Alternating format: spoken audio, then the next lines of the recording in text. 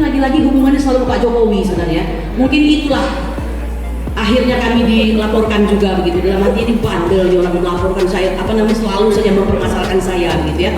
Jadi laporan gugatan kami tentang PMH melaporkan Jokowi 66 kebohongan yang oleh Fadlizon itu dikatakan bukan 66 tapi 100 kayak gitu, ya kan? Nah, kemudian juga PMH melaporkan DPR karena kami anggap tidak melaksanakan tugasnya mengawasi Joko Widodo dalam pemerintahannya selaku kepala negara dan kepala pemerintahan. Nah, barulah kemudian diselingi itu kami seringkali mengurusi para ulama kita yang dikriminalisasi. Jadi tujuannya, kemudian urusannya ini pasti soal kriminalisasi, kalau tidak kita menggugat ketidakadilan itu sendiri begitu. Nah, barulah pada tahun 2023 saya ikut yang menggugat ijazah Jokowi ini bersama-sama dengan tim ini juga ya, perkara 610 yang sesungguhnya sudah didahului sebelumnya perkara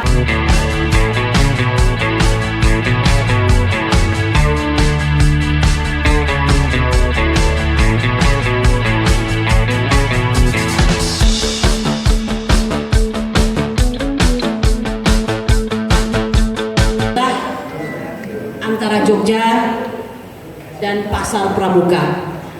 Saya tidak tahu ini mau menceritakan apa ya, karena saya lihat semua bahan sudah habis diambil oleh masing-masing pembicara ya. Tapi lebih baik mungkin izinkan saya untuk katakanlah menyampaikan beberapa cerita yang boleh dikatakan saya tahan selama hampir kita menghadapi masalah ini begitu ya, sambil tetap insya Allah tidak kehilangan aroma hukumnya begitu. Bapak Ibu sekalian, andaikan membicarakan keburukan pemimpin itu adalah suatu hal yang buruk, maka Allah tidak akan menceritakan tentang Namrud dan Fir'aun dalam Al-Quran. Betul atau tidak? Ya. Dan saya dan kawan-kawan tidaklah serta-merta sengaja untuk menyampaikan keburukan seorang pemimpin. Semua itu tidak lain bahwa kami ini suka atau tidak suka, sengaja atau tidak sengaja dipilih oleh Allah Subhanahu wa Ta'ala untuk ada dalam perkara ini. Setuju nggak Bang Rizal? Ya, setuju ya Bang Marwan? Jadi Bapak Ibu sekalian, ijazah selembar kertas itu tidak semata-mata tanda kelulusan. Dia adalah tanda legitimasi dari seorang pemimpin ya untuk mempunyai akses konstitusional kepada kekuasaan publik. Ya. Nah, oleh karena itu, apabila kita menyatakan pertanyaan kita tentang keabsahan dari suatu ijazah itu, seharusnya pemimpin yang bijak tidak akan memaknainya sebagai suatu penghinaan, pencemaran nama baik dan fitnah. Ya, itu adalah merupakan suatu keprihatinan kolektif. Akankah ini suatu kebenaran, keabsahan daripada pemegang mandat tersebut? Ya, Bapak Ibu sekalian, dalam teori apa ini lupa saya saking banyak yang dipikir ini. Fiksi hukum, ya, itu ada suatu kondisi di mana kita ini semuanya dianggap tahu keberadaan dan keberlakuan hukum. Terserah Bapak Ibu ini mau lulusan UGM kah, mau lulusan Unsri kah, ya, dan saya lulusan Unsri maksudnya begitu ya. Mau lulusan mana saja dari universitas swasta di Indonesia ini, apakah Ibu lulusan SD, SMP dan SMA, Anda tetap dianggap tahu akan keberadaan dan keberlakuan hukum. Apalagi jika orang tersebut adalah pemimpin nomor 1 di Indonesia. Dalam hal ini adalah presiden misalnya begitu ya.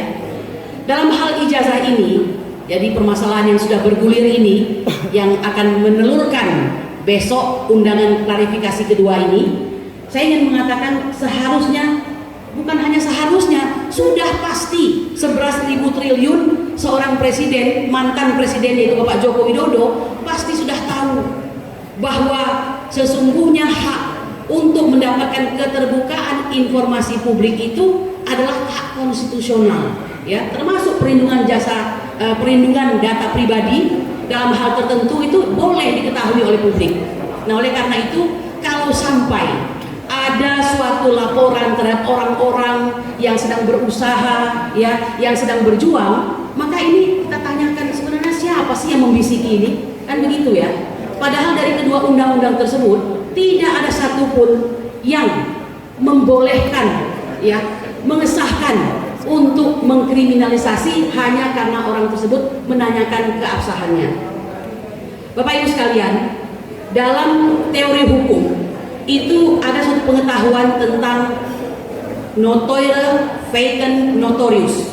Ini adalah suatu sikap tentang hal yang negatif. Apa yang negatif tersebut? Yaitu kecenderungan untuk melanggar norma dan kaidah. Namun maaf saya katakan, sebagai orang yang berkecimpung di bidang hukum, ya, bersama kawan-kawan hampir kira-kira 5 tahun di bawah pimpinan Profesor Dr.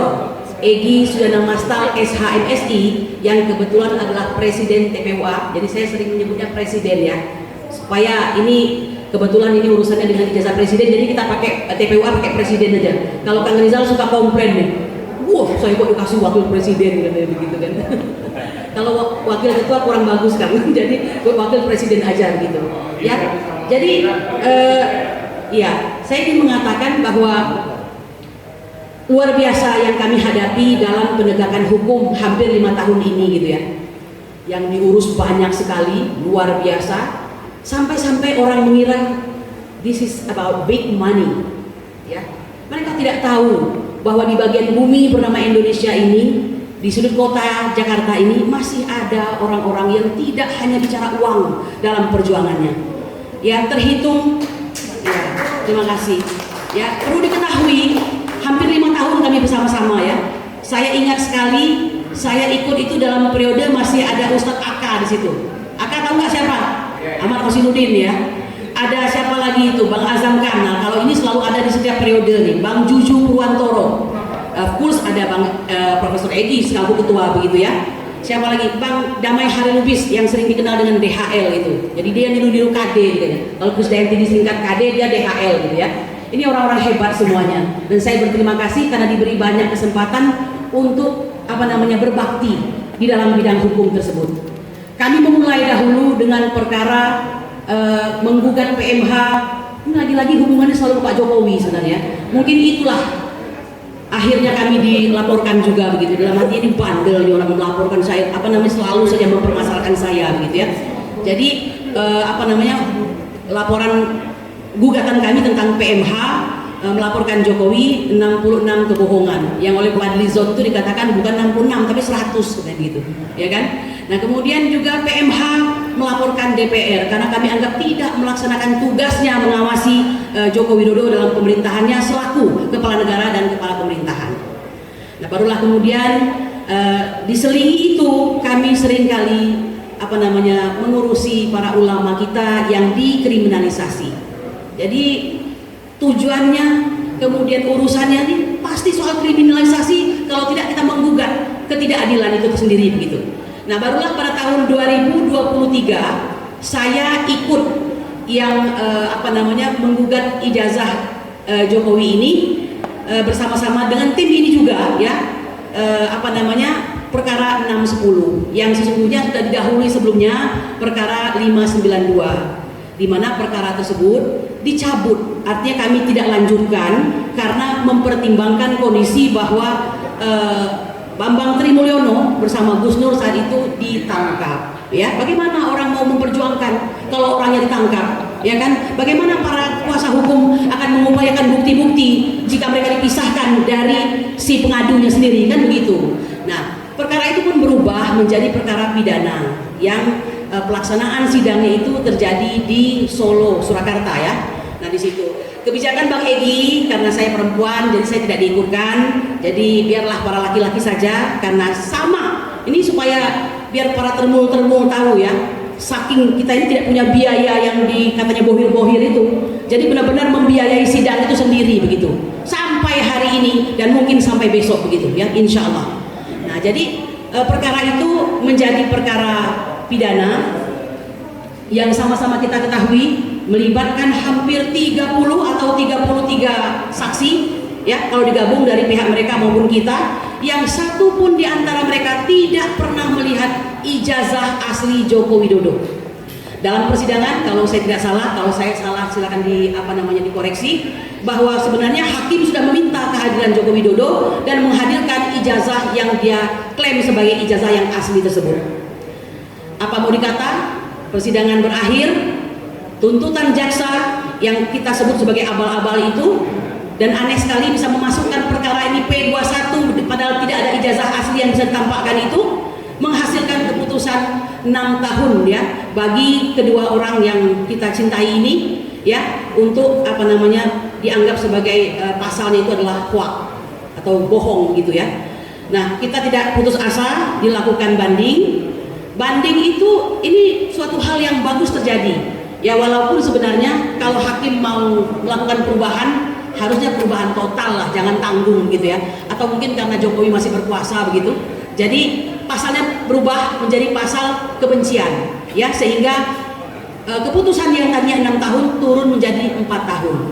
Nah, kalau dari sini kita melihat berarti kebohongan itu tidak ada, berarti ijazah itu patut diduga memang palsu, kan begitu ya. Nah,